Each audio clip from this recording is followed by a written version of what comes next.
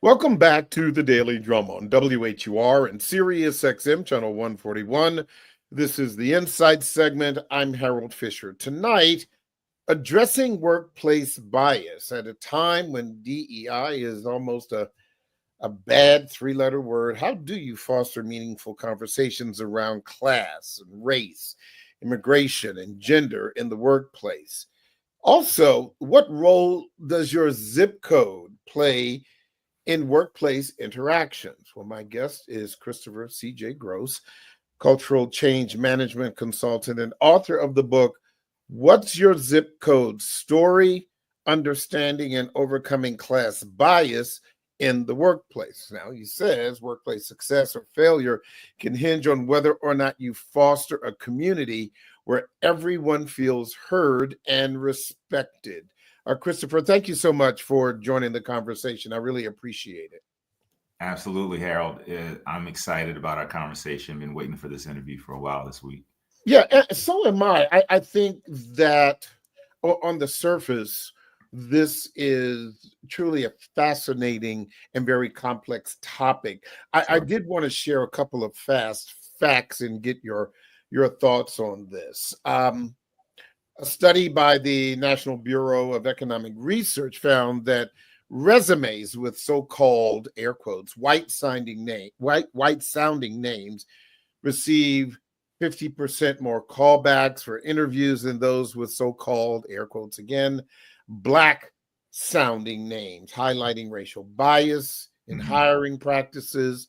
A report by McKinsey and Company says that women are 18% less likely to be promoted to manager level positions compared to their male counterparts.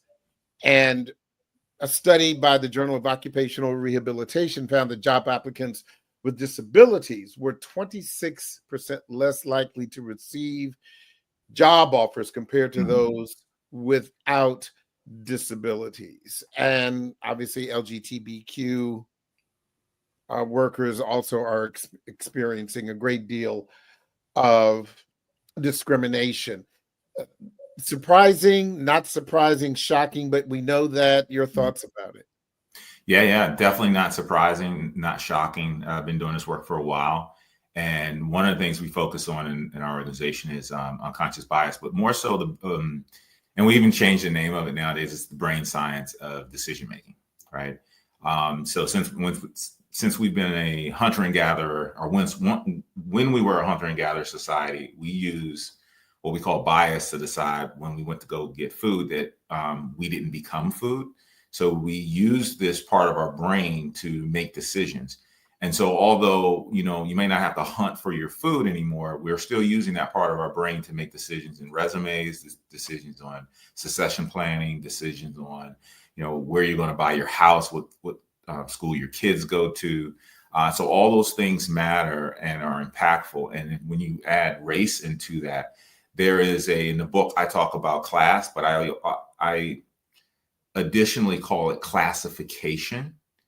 So the classification, and they use it in the Army, it just means there's a ranking, there's a hierarchy. And in your brain, your brain builds a hierarchy of what's important, who's in terms of the food chain. And that may be at work with the boss or the person who has the most power. And we're leveraging this information. Most of us are not aware of how we're leveraging this information and how our brains are making these selections.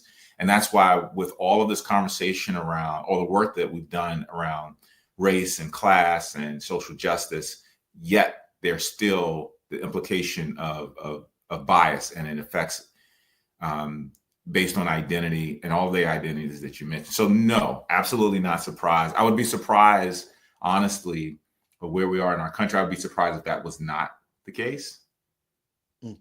You mentioned the Army, and the thing that first comes to mind in any of the branches of military service, and something that I think everybody can relate to, is how the clubs are separated. You have the NCO club, and you have the officers club, non-commissioned officers, and the officers club, which up until you just mentioned it, never really considered that this was a separation of classes, but essentially it is. Yeah, it's one of the ways we highlight it because some people who go through our trainings or experience our programs understand that they've come from the military or they've been a military child, or they worked in some type of capacity where classification was just a part of the job. And we even say it in HR, you do a classification. So you classify where that person will work and the responsibilities they will have. And in that sense, it seems okay.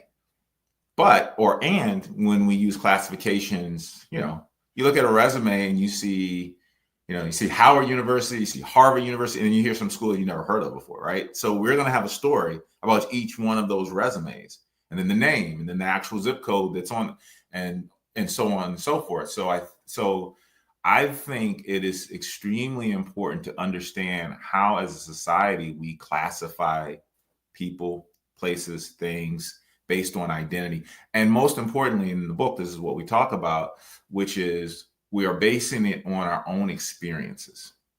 I'm more likely to be biased against someone who does not have the same experience as I do, who does not look like I do, who does not have a similar values, and so that's when you look at religion, which is how religion shapes and forms our social and moral compass to say what is right and what is wrong. And all of those things kind of flow down into what we see today. But what we see today is a symptom of a problem, not the actual problem. I did want to ask you, particularly since we are talking about the workplace, DEI has become highly politicized. Sure. How do you, or can you, take the politics out of it to address the real elephant in the room where people are unsure about what they can say or how they can act? Harold, you're asking a question, and right now, almost every single organization and leaders within our country and even abroad is trying to figure out right now, right? So it's one of those questions that really depends on where you are, how you're approaching it. And if you're specifically in the workplace, it's also based on the values that your organization espouses, right? Now, the challenge with that is diversity, equity, inclusion, belonging, social justice, any of those terms that you've used before in the past, even if they are a part of your organization's value systems pillars, one of the part of the mission, organizations are now trying to figure out how do they navigate that, especially if they're getting funding from federal government, if they have stakeholders who are maybe don't agree with it, or they're just afraid.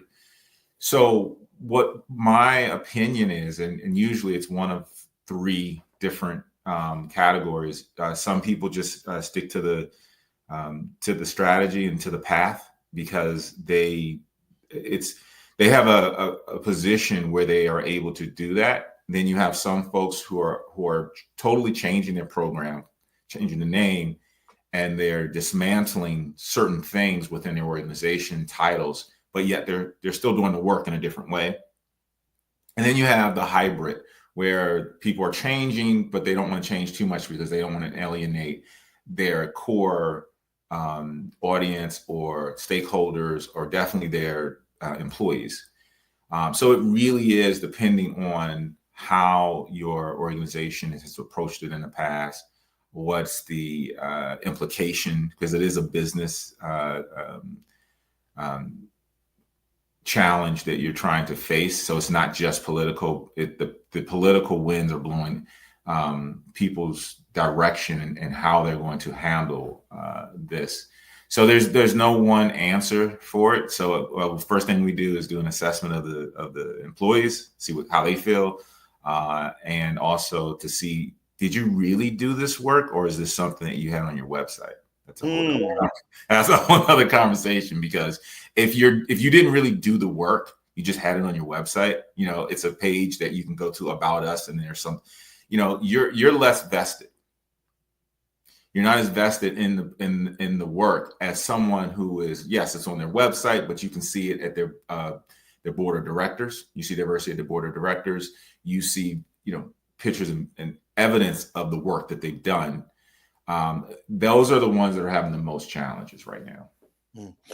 Speaking of names, I wanted to ask you about your job title, cultural change management consultant. Did you just make that up? I joke a little bit, but the reason I say that is because in a lot of organizations, we have seen CEOs, COOs, CFOs. Mm-hmm. But over the past several years, we've seen chief excitement officers. We've seen happiness officer. Yeah, chief happiness officers. Right. Yeah, chief get in where you can fit in officers. So so talk to me. What is a cultural change management consultant? What is that? So change management exists in the world of organizational development, which is we call OD, and it has to do with developing your organization, which includes leadership development and development of employees, how you bring in new technology, hiring, all those things.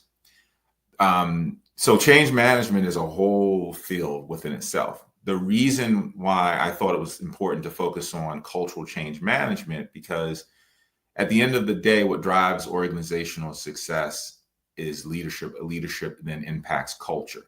Culture is the reason why people stay at an organization. The organization thrives. It's inclusive. There's a sense of belonging, high productivity. And it's one of the most elusive things that you want to try to tackle. And when it comes to diversity, equity, and inclusion, since I've been doing it for so long, what I saw, boots on the ground, like in organizations, I saw that there was a cultural difference. There was a dissonance in how we grew up in our background, and then we brought that into the workplace. And then the dominant culture is usually the culture that sets the tone for the organization, for the team, for the department. So change management has to deal with changing the way people approach work, approach technology, approach leadership, approach bringing in new talent. So the culture part says I am focusing specifically on culture and how organizational culture shifts and changes and morphs over time. So I didn't make it up. It's not new, to answer your question. It's just not that people are not that familiar with it. So I wanted to be not just a change management consultant, but specifically in culture.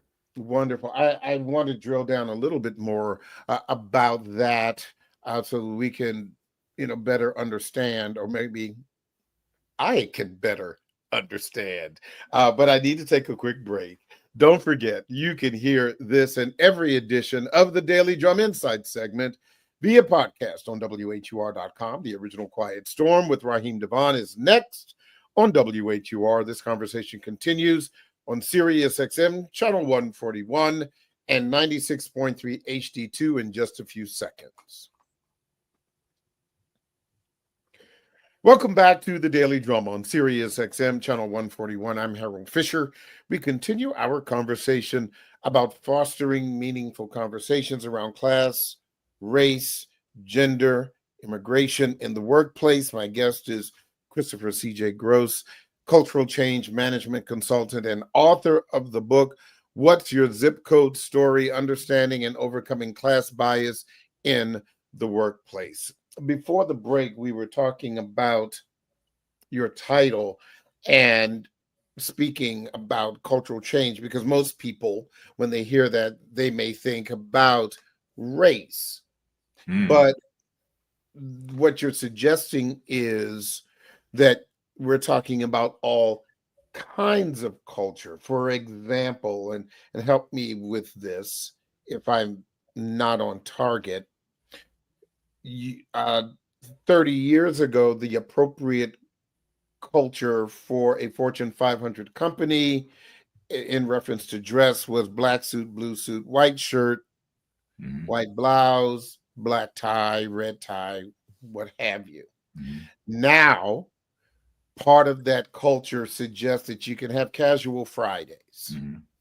Is that a good example of a culture change?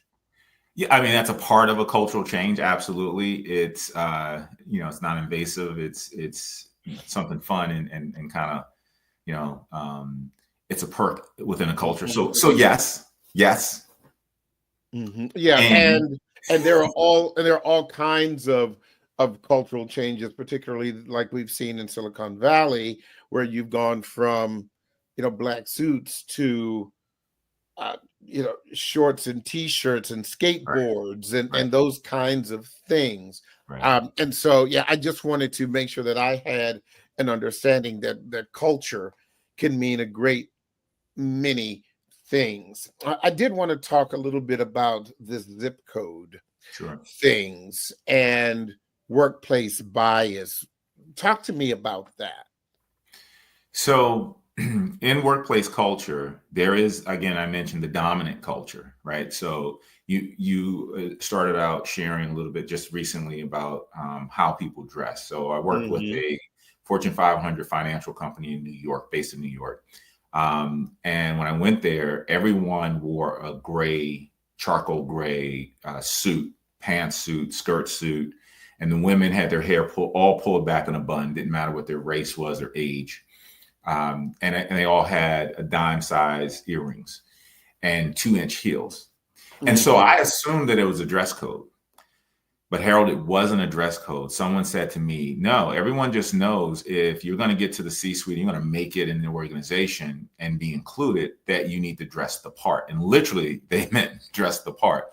So that's an example of what is an accepted dress code? What is an accepted way of communicating? What is an accepted, degree or language or manner in which we address one another? So culture is really based in the rituals within your organization, right? You ever went to those restaurants and you walk in and they ring a bell and sing a song, right? Yes, yes. Yeah, and you're like you're probably like me. I don't need all that. Just give me the food. But some people, right, love the experience of that culture, and it's the same within organizations. So organizations is really about all the rituals that we follow, and it sets the tone for how we engage with one another, and it really is the ethos of the organization. And it's really great when that culture matches your personal culture and you can be authentic and there's a sense of belonging. Harold, the problem comes in when that's not my culture, right? I'm a class migrant, which we talk about in the book, right? So I'm someone who moves from whose parents or personally, I've had a certain experience in one level of career, and then I later on in my career moved to another level of career. So, for example, my parents were not college degree career folks. Did well, but we're not college degree career folks. So I didn't grow up in a household with two parents who had college degrees. So when I went off to go and get my degree and went to corporate America, there was less support, not because they didn't want to, just because they didn't have the experience. So in Right. my situation, I would be considered a class migrant. So being a class migrant, the rules of one social economic experience is different than another. And when you're in the corporate environment, if you don't have a mentor, if you don't have someone who is like your ambassador or guiding you or ally, then you can fall short understanding those rules. And this is where the challenge comes in with culture. And then race is a part of that conversation. And this is why it's so complex, right? And I'm sure you experience this as well. We use in our society culture and race interchangeably. So someone might say, oh, you're going horseback riding. Black people don't horseback ride, or they don't go horseback riding, or they don't scuba dive, or they don't go surfing, or or they don't go skiing. They don't go skiing. Yeah. And obviously that's not true. And so this is where the challenge really comes in, because we've, as a society, not just one group over another, as a society, we've started to classify activities and conversations and experiences based on race. And all of that bubbles up and boils up to a conversation you and I might have in the workplace, or who we're going to hire, or who's going to be leading the next project, whose idea we listen to, whose face do we put on the cover, of a magazine or have their show. So I think that's where the culture meets the race, and that's where it becomes a challenging experience, especially based on our experience in the United States. Or just like learning to play golf, which is, one of the big examples. Why or how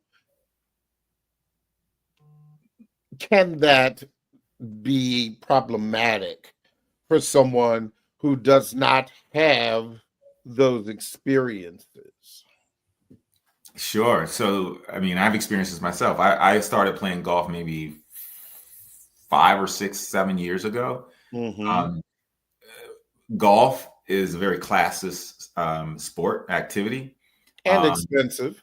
Oh, yeah. Not to mention expensive. It's classes. And what happens is when you go to, and this actually happened to me, you go to a golf course, and if you experience you being one of the only people who look like you, there's already a distance between your experience and another person's experience.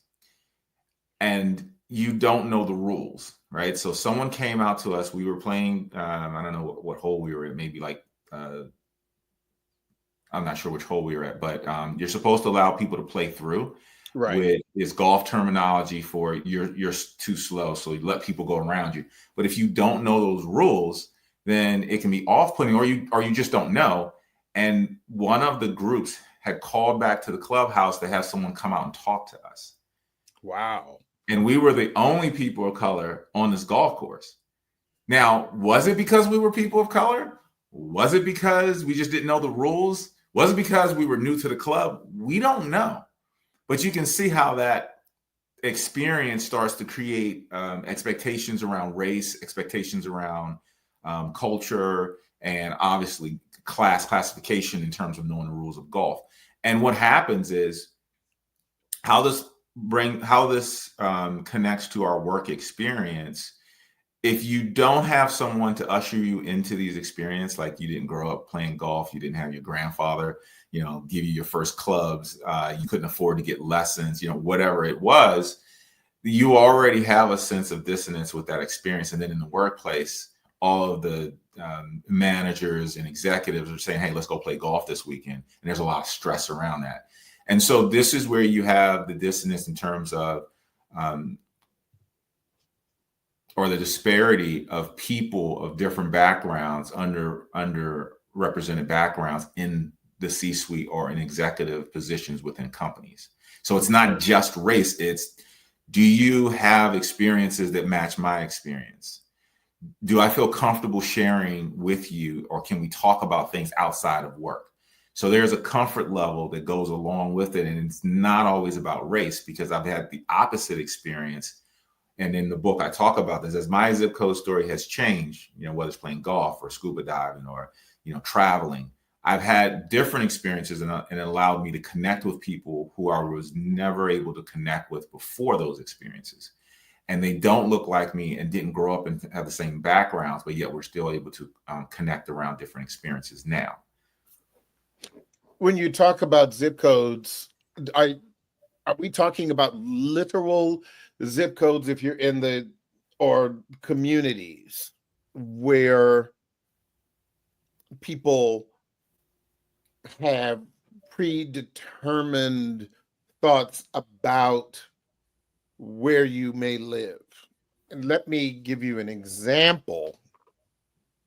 And I'll have you share your thoughts about it. So years ago, I had a mentee who was the first person in his family to go to college, but he came from, I'm not even going to be politically correct. He came from a rough neighborhood, Mm-hmm. really, really bad neighborhood. Mm-hmm. And with all kinds of social ills, not only in the community, but inside his home. Mm-hmm. His first job out of college was at a television station as a producer. And one of his colleagues asked, "Where do you live?" And he was taken aback by that. And of course, he called me. Mm-hmm. And because his reaction was, "Why do you want to know where I live?" Mm-hmm. And the person who was white, Mm-hmm. and he was black, Mm-hmm. he was, "Oh, I was just wondering where you," and so you have those kinds of interactions where, how do you handle something like that? And it could be, he could have said, "Well, I live in the city," Mm-hmm. or he could have said, I live out in the county." And I think those are the kinds of things, even in general conversation, that could be a office culture landmine. Mm-hmm. Your thoughts about that? So number one, it's great that he had you as a mentor. I don't know, because I don't know if I gave it. Look, he's no longer there. My thing was, I'll tell you what I said from what I remember. This was a long time ago, and then you can. I said, well, maybe he was just making conversation, and he said he doesn't need to know where I live, and that was his reaction. Mm-hmm. But the other thing that I said to him, you were hired because you're qualified, because you can do the work. You maybe they were looking for a black person, but let them, if they hired you because you're black, let them keep you because you're good. I love it.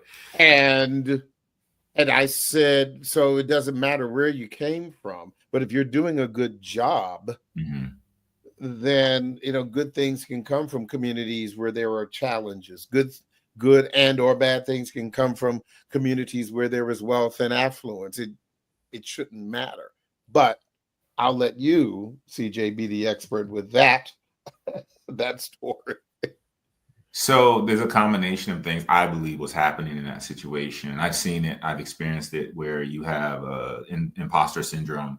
You also have shame, which we talk about in the book, one of the 6 barriers to belonging. So if I don't feel like I belong, then there's a lack of connection there. So if someone who is maybe from where he's from or can empathize or understands, maybe like yourself, and they say where you're from, so I'm relaxed about it. I don't feel like I'm going to be shamed. I don't feel a sense of imposter syndrome, meaning I don't feel like I should be here. So I can respond to that in a way and we can have a dialogue. But so many times when people say where you're from, what school did you go to, and then when it doesn't add up in their mind, you can see it in their eyes. You can see it in their face. They go, oh, you're from that part of town. Oh, you went to that school. And they might not say anything, but we all know how it feels when we're being excluded without being excluded, or we're being judged without someone telling us directly. So to get back to your original question, the zip code is not just about those five digits at the end of your address, or postal code, as my international colleagues would say, when you're going to make the international version. But it is about the experiences and the story behind those numbers. It's about how you grew up. It's about the sights and sounds outside of your door. It's about the conversations around your dinner table. It's about the mentorship experiences that you've had or not had. It's about, getting on that football, basketball, cheerleading, swim team or not. It's about, all of those other things that you've experienced within your zip code, which is the challenge, because we can easily put people into categories based on where they live, right? If you live in a neighborhood that society deems as a affluent neighborhood, but you actually didn't grow up affluent, people can judge you in the opposite way. Mm-hmm. And the other side is definitely true. So I think in a situation like that, and we talk about this in the book, and this is the challenge for people who are class migrants. When you go into those spaces, what do I say? What do I do? People tend to pull back. People tend to hold their cards close to their chest, which actually impedes them from growing within that organization, because people want to feel like you're open. People want to feel like you can be trusted by sharing information, even they if want to get to know you. Yeah, they're really just trying to get to know you. Mm-hmm. And at the same time, if I come from an environment and a background where, if I told someone who I was or where I lived, I could be harmed, or, it's just my mom always said, don't tell people, certain things about you, that's going to impact you and impede you from growing and moving forward in your career trajectory in that company. And so the zip code story, you just highlighted beautifully that it shows up in just the simple conversations, where you're from, where'd you go to school, in some cases, where did your kids go to school, or where did your kids go to school? What does your spouse do? Do you have a spouse? All of those are what we call classifying questions. They are not designed, or they're not intended to be harmful. But when you have people from different social backgrounds and economic backgrounds, it can be off-putting. And so that, to me, is where the book comes into play. Not only just reading the book as an individual contributor, but also HR professionals and leaders understanding that we have different social economic background in one space in the workplace, and there's always going to be a dominant culture. And the dominant culture is always going to win out if it's not an inclusive environment. And if we don't understand how people's zip code stories can play out in the workplace. I think another position that we are in currently, we just take this week's news story of the expedited refugee status and citizenship for the Afrikaners coming from South Africa. And if you're working in a diverse office space, or even if it is not very diverse, because you may be one of the only few Black people there, and this issue comes up, I mean, how should you have these discussions? I mean, it's one thing to work in a newsroom, but it's another thing if you are working for a law office, or if you're working in a corporate space that sells widgets, and these issues, come up. There was a time, as politics, religion, sex just didn't happen, but this is 2025, and you talk about everything now. Absolutely. So the focus, honestly, is very simplistic, Harold. It's really about building relationships across differences. We call it, or we use a social concept called bridging and bonding, which basically says we bond with people who are like us. All right. So Harold, you're a person of color. You're from the DMV area. I made an assumption. I am. Yes. Okay. And so we can immediately bond, right? And we can go right into conversations. My brain sees you as a friend, not as a foe, and starts to, emit different chemicals in my body that relaxes me. When that's not true, the opposite happens. When we are what's called bridging, we are trying to bond or connect over differences, which is very challenging if you don't have the skill set, if you don't understand how to navigate those relationships. So one of the things that we have people do is to do something called a 15-minute coffee conversation. 15-minute coffee conversation, which basically means, how just connecting to someone within your company or your team, and really connecting with them about the work. Like, how did you come to do what you do, Harold? Right? You share with me. It's not intrusive. I don't say where you're from. All those things. But that can come later when there's a sense of trust, because once you increase the trust, you increase communication. When you increase communication, you create collaboration. Increase collaboration. You increase collaboration. You increase idea sharing. And when someone has great ideas, we start to tap them for a leadership position. And so I think one of the things that I've done in my career, even before writing the book, I used to be in engineering. And one of the things that I would do is go out with each person for lunch, because they would invite people. But to be honest, I was one of the only people of color. It was 2 people of color in the office, and people would invite different people to lunch. And to be honest, my colleague, he said, no, I don't want to go to that type of restaurant because I don't like that kind of food. I'm not familiar with it. And so I stepped out on a limb, and I would go to different restaurants. Sometimes it's not so great. Sometimes it was okay. And sometimes it was really great. But what it did was it solidified a relationship with myself and that person. And this is not fair. However, I found myself having to step out of my comfort zone as being a person of color in the workspace, which does take a toll. So I want to acknowledge that it takes a toll being that person, whether you're only a woman, person LGBTQ plus, could be a veteran, could be a person with different ability, whatever it is, being one of the only. You're constantly having to step outside of your comfort zone because you're trying to engage in a different culture and background. So I think that is the way that we solve a lot of our problems in the United States, by just having conversations, building relationships across differences. It's easy to bond, but it's harder to bridge. And then people who are in the dominant position within companies and organizations put themselves in a position where they're stepping outside of their comfort zone. That's where we need to get to so we can empathize more in the workplace. See, that was my next question. In the parlance of, some of us, why do I always have to be the bigger person? Yeah. Why must I have to do the stepping out?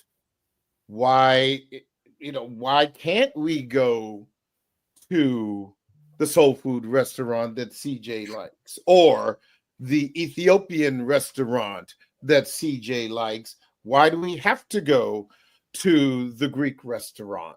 Why do we have to go where they sell Jägermeister?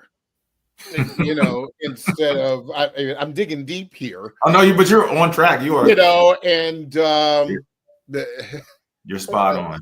Or Grolsch, which my father used to drink, but so there was, but so why do we have to do that?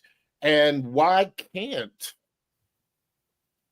those who are, in the dominant culture, in leadership, if they do not look like us, why can't they see what is so obvious to us? I know that is such a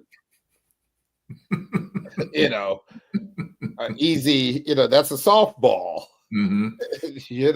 Well, it is complex, actually. It's what everyone is trying to figure out. And we're in the space and organizations, usually underrepresented identities, whether it be women, people of color, different cultures, are saying that to me, whether it's in front of everyone or behind the scenes, like, I'm tired.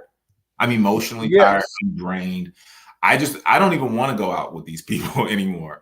And this is the difference, and I want to say this very slow because it's extremely important. It's the difference from having an inclusive culture within an organization and a inclusive leader from a non-inclusive culture and a non-inclusive leader. The difference is both can have diversity, both can have a rendition of inclusion.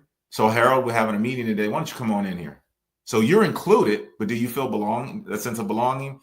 Do you have a sense of power or equity in terms of making decisions and sharing ideas? Maybe not. But I feel good because I invited Harold, and Harold's only the only person of color. And actually, I invited him he didn't come to my house, but I invited him to a cookout at my house. And we feel pretty good about it, right? So that is the challenge, because as a person who's in a dominant culture, I don't have empathy for you, not because I don't like you or dislike you, because historically, culturally, we just are not connected.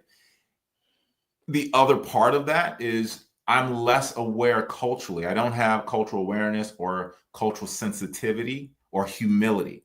Cultural sensitivity and humility says that our cultures are different. I know that I'm a part of the dominant culture. So I then slow down.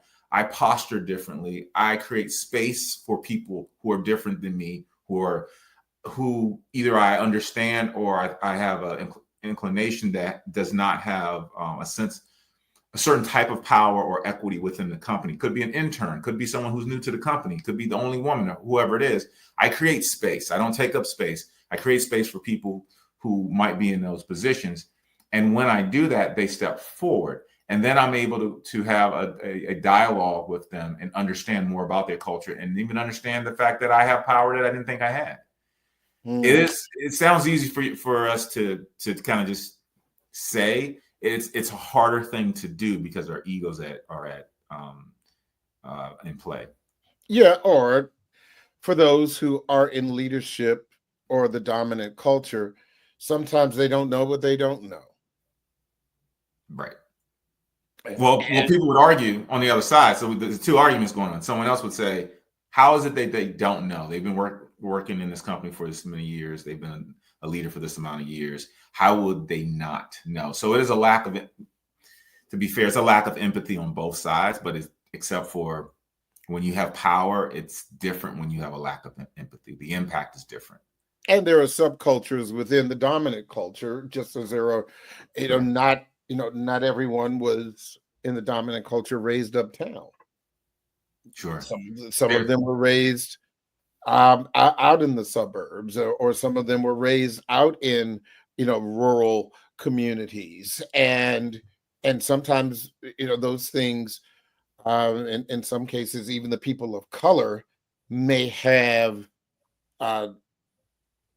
experiential advantages. Yes. That some folks may not have. I mean, I'm here when you said, well, my international colleagues, I'm here, I'm here for the bougie, but it, but that's, but all jokes aside, that is a thing, because some would say, historically, Black people have not always had international colleagues, and we can all learn certainly from that.